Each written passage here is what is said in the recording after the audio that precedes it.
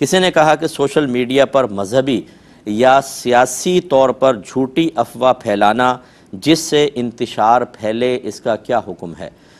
دیکھیں، یہ بالکل ناجائز ہے، چاہے سیاسی بیس کے اوپر ہو، چاہے مذہبی اعتبار سے ہو، کیونکہ جو پولیٹیشنز ہوتے ہیں ان کی بھی فیملیز ہوتی ہیں، ان کا بھی ایک حلقہ احباب ہوتا ہے، ان کے بچے بھی اسکولز وغیرہ جاتے ہیں۔ کوئی بھی غلط بات کسی کے بارے میں منسوب کر کے عام کر دینا ان کے لیے اپنے خاندان میں، پھر بچوں کا اسکول وغیرہ کے اندر معاملہ کرنا بہت مشکل ہو جاتا ہے۔ شریعت اس کی اجازت نہیں دیتی ہے، اور مذہب کا معاملہ تو اور زیادہ سینسٹیو ہوتا ہے۔ نبی کریم صلی اللہ علیہ وسلم کی حدیث ذہن میں رکھیے کہ آپ سفر معراج پر جب گئے تو آپ نے دیکھا ایک آدمی بیٹھا ہوا ہے، ایک اس کے پیچھے کھڑا ہوا ہے، کھڑے ہوئے کے آدمی کے ہاتھ میں ایک کانٹا تھا، وہ اس نے آنکھ میں مارا زور سے، اس کو پھاڑ دیا،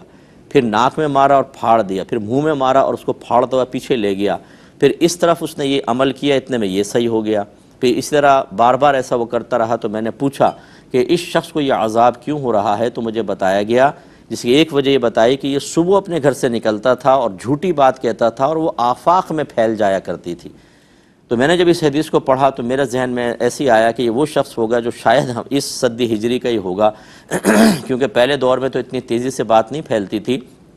اس دور میں غلط بات آپ عام کریں، ہیڈنگ بہت ٹاپ کلاس کی بنا لیں، ایٹریکٹیو ہو، ایک دم شاکڈ کر دینے والی ہو، پھر دیکھیں کہ ہماری جو عوام ہے کس طریقے سے اس خبر کو قبول کرتی ہے اور فوراً پھر اپنے واٹس ایپ گروپس کے اندر اور دیگر جگہ ڈالتی ہے۔ میں ایسے تمام بھائیوں سے، بہنوں سے گزارش کرتا ہوں، اگر میرے مسلمان بھائی بہن ہیں تو آپ ایسا ہرگز نہ کیجئے۔ ایک دفعہ آپ کے ہاتھ سے چیز چلی گئی، آپ روک نہیں سکیں گے، جتنا جھوٹ عام ہوگا آپ کے لیے بہت بڑا گناہ جاریہ ہوگا،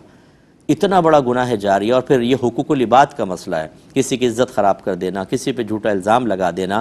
ہوگا یہ کہ آپ کو میدان معاشر میں کھڑا کیا جائے گا، اور جس کے بارے میں آپ نے کہا اسے بھی کھڑا کیا جائے گا، اور پھر وہ مظلوم جو ہے وہ آپ سے حساب لے گا۔ اور حساب کا طریقہ یہ ہوگا کہ پہلے آپ کی نیکیاں اس کے نام اعمال میں ڈالی جائیں گی، اور اگر اس سے حساب کتاب پورا نہیں ہوگا تو اس کے گناہ آپ کے نام اعمال میں ڈالے جائیں گے۔ ہو سکتا ہے وہ بخشش پا جائے، جنت میں چلے جائے، اور آپ کے لیے خدا نہ کرے جہنم کا حکم ہو۔